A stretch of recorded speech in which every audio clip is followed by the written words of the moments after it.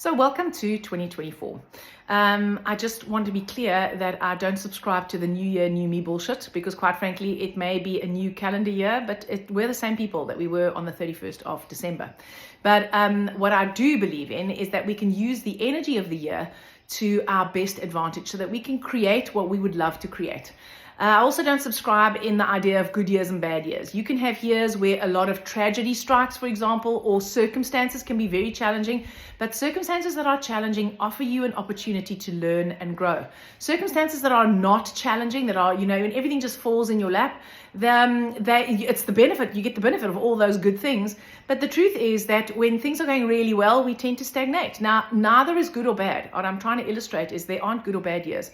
Every year has an equal amount of support and challenge. We just have to know how to find that. So this is not going to necessarily let you have a better year. It's just going to give you some insights into what you can expect energetically from the year. So 2024 is an 8 year. Oh, let me just say one other thing.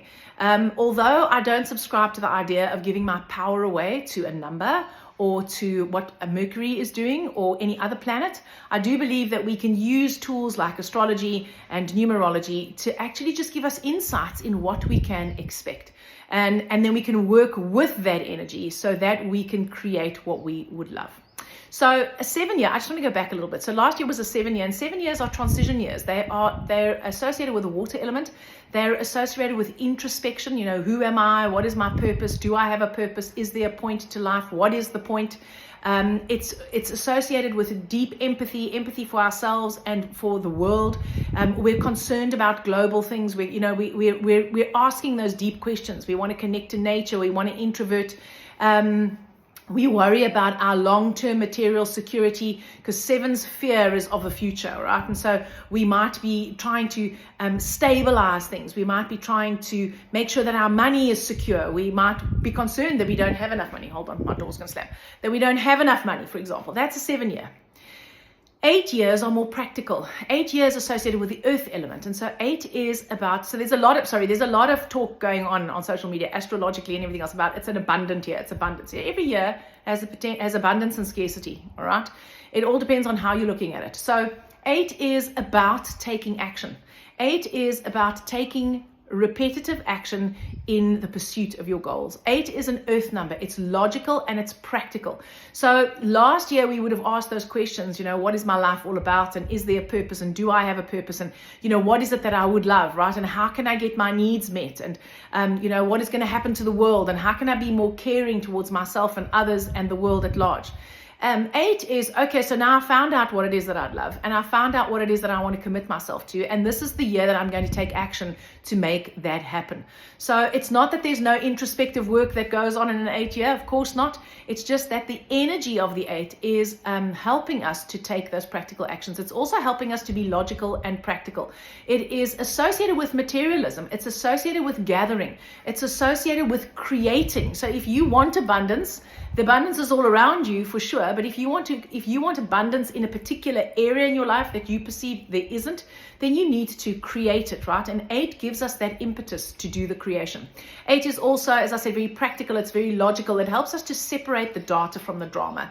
It helps us to recognize what are the facts and what are the stories and what are we making up about the facts. So, for example, a fact may be that someone hates this clip and they send me a really mean message, or they put a really mean comment on, or they unfollow me, or whatever, they block me, okay?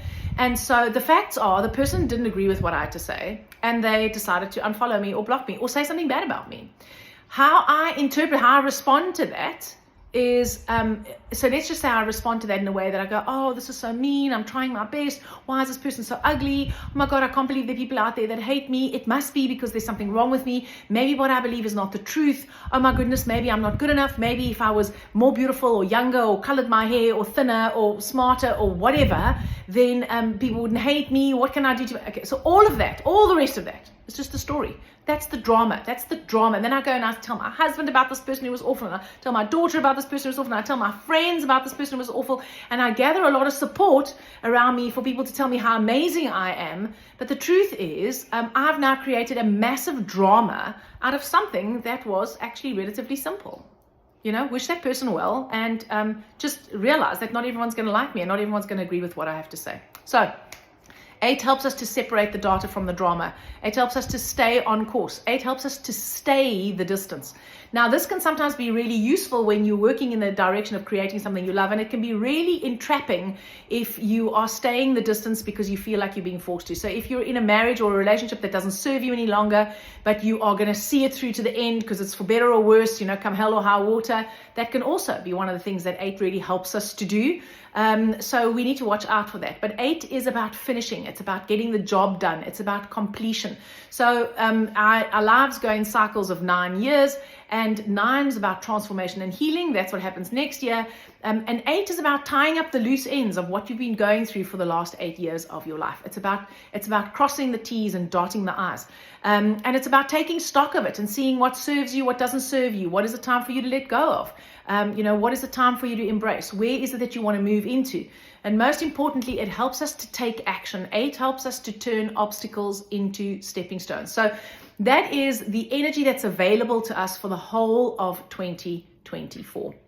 If you would like to know how you can get a heads up on the energy of the day, and you haven't joined my free Facebook group, Vitality Matters, then this is an invitation for you to do just that. I go live every morning and during the week, except when I'm sick or away, between sort of 10 to 7 and about 10 past 7 Central African time.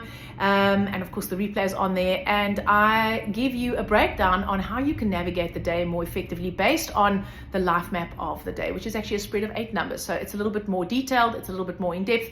That 8 is going to be prominent for the whole of 2023. So you're going to be 2024. So you're going to be tired of hearing me speak about it by the end of this year.